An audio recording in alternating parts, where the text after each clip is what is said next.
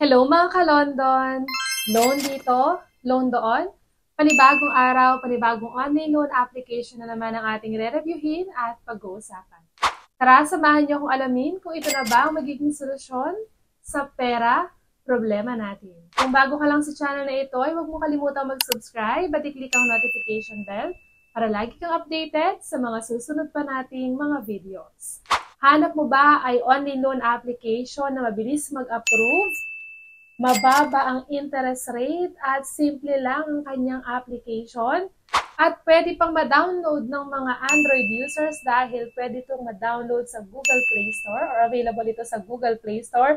Naku, baka ito na ang online loan application na matagal mo nang hinahanap na baka sakaling makatulong nga sa atin sa oras ng pangangailangan. Pasok nga sa mga hinahanap natin para masabi nating legit ang isang online loan application dito sa Ola na i-review natin ngayong araw. Kaya naman kung totoo itong pinapangako nito is na makakatulong nga sa atin ito. Pero syempre, bago tayo maniwala sa kanya pinapakita sa kanyang ads, mas mainam munang i-check muna natin bago tayo mag-try, bago tayo mag-download para at least bago tayo makapagbigay ng ating personal information ay mas siguro muna natin na legit talaga itong Ola na ito at para hindi na rin masayang ang oras natin sa pag-apply. Sa araw-araw nga nating paghahanap ng legit na Ola, ay hindi natin maiwasan na umasa talaga na sana ay makahanap talaga tayo ng online loan application na talagang makatutulong sa atin. At ito nga i-review natin ngayong araw. Bukod sa mabilis daw itong mag-approve,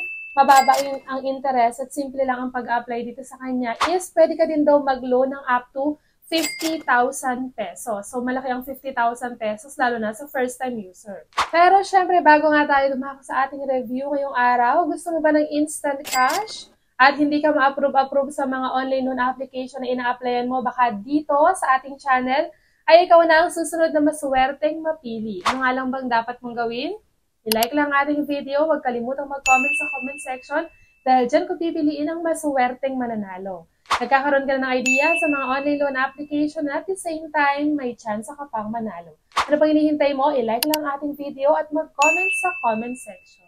At ang online loan application na tinutukoy ko na i-review natin ngayong araw ay walang iba kundi si MobiPera. At ito ay under ng Quick Pera Lending Corporation at kasalukuyan ngayong may 4.1 na ratings. Ikaw ay pwedeng mag-loan dito basta ikaw ay isang Filipino citizen at meron lang isang valid ID. At kagaya nga ng sinabi ko sa inyo kanina, pwede itong ma-download sa Google Play Store. Kaya naman mga Android users, para sa inyo to. Pero syempre, wag nyo muna ita-download. Mas magandang panoorin mo na ang video na to hanggang dulo para at least kung hindi man ito legit, eh, hindi na nga masayang ang oras mo sa pag-apply. And ito nga yung pinapakita niya sa kanyang ads na itong si MobiPera High Loan Approval Amount up to 50,000 pesos. Ito din daw ay may fast approval, get loan quickly, low interest fee din daw to at simple process, no collateral, no income certificate. And ito nga, ang una nating nakita ng pagka-download natin dito at pagka-install dito kay MobiPera. So, merong request for permission. So, kailangan lang nating mag-agree dito. At ito nga, mapapansin ninyo, nag-iba yung kanyang loan amount. So, sa ads niya, 50,000. Pero dito, 20,000 pesos lang daw ang ating maximum na pwedeng ma-loan. So, apply na agad tayo. Pero, eto makikita din na 180 days daw yung kanyang loan term at meron siyang 0.04% per day na interest rate. At ito pa nga kung mapapansin nyo, MobiPera ang nire-review natin pero may nakalagay ditong cash fast. So, ibig sabihin, isa rin kaya ito sa nagpalit ng pangalan. Pero, itong online loan application nito ay bago pa rin talaga. And para nga makapag-apply, so kailangan natin mag-login or mag-register dito. Kailangan natin ilagay yung ating active phone number para makapag-send ng verification code. So, dito nga gagawa ka rin ng yung PIN. So, huwag mong kakalimutan yung PIN. Kasi once na magla-login ka ulit, is gagamitin mo yon. At pagka-login nga natin dito kay MobiPera, is nabago na naman yung amount. So, naging 36,000 pesos naman ngayon to. So, mas tumaas pa nga. At ito pa nga, 150 days na lang yung kanyang loan term. At dito meron siyang product list. Meron si MobiPera at saka si Moneycoin. Pero pareho lang na 36,000 pesos ang kanyang credit limit. At ito pa nga yung mga sasagutan natin sa pag-apply dito. So, unang-una na dyan ay ang basic information kasama ang loan purpose, kung para saan mo ba gagamitin yung amount na niloloan mo. education kung anong natapos, kasama din ang marital status kung married ba or single, tapos yung current address mo, tsaka yung detailed address. And sa work information naman, so may mga itatanong silang questions sa'yo dito.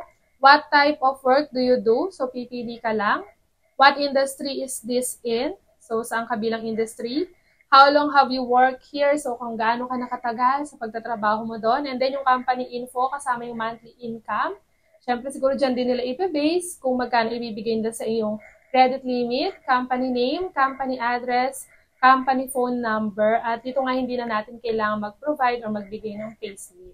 At sa contact reference, kailangan lang natin makapagbigay ng 3. So dito is 3 contact reference ang ilalagay natin, at syempre palagi kong sinasabi at pinapaalala sa inyo na pakaisipin natin mabuti kung sino ilalagay natin contact reference, dahil for sure sila ang tatawagan ng mga agent ng OLA once na due date na natin at hindi pa tayo nakakabayad dun sa ating credit sa kanila. At sa bank information, pwede pa rin ang bank at e-wallet. So sa e-wallet, ito lang yung mga pwede. Pwede ang GCash, PayMaya, GrabPay at Coin. So madalas, GCash lang naman ang ginagamit ko sa pag-apply. And dito na nga agad tayo, napakabilis lang sa pinaka-exciting part ng ating review, yung pinaka-hihintay nating part, kung saan makikita natin kung na-approve ba tayo at kung magkano ba yung ibinigay sa ating credit limit. At dito nga kay Mobipera is approved po ako. Ang tanong ngayon is kung magkano na lang ba or magkano ba yung binigay sa aking credit limit. Kasi mula 50,000 sa kanyang ads, naging 20,000 at nung nakapag-login tayo is naging 36,000, which is normal na yan na nakikita natin sa mga online loan application na mataas ang credit limit, biglang mababa, biglang tataas, at ang ending, check natin ngayon kung magkano ba ang binigay sa akin ni Mobipera. Ito nga ay tumataginting na 1,000 pesos po at yan ay approve po. So, 1,000 pesos na yan, 7 days lang natin babayaran yan. Or before 7 days pa lang is kailangan na natin bayaran yung 1,000 pesos. Ang tanong, magkano yung na-receive ko dun sa 1,000 pesos. At dun sa 1,000 pesos nga po, ang na-receive ko lang sa aking GCash ay 550 pesos. Grabe, di ba? Halos kalahati yung nawala dun sa amount na binigay sa atin, 1,000 pesos. So, saan napunta yung 450 pesos?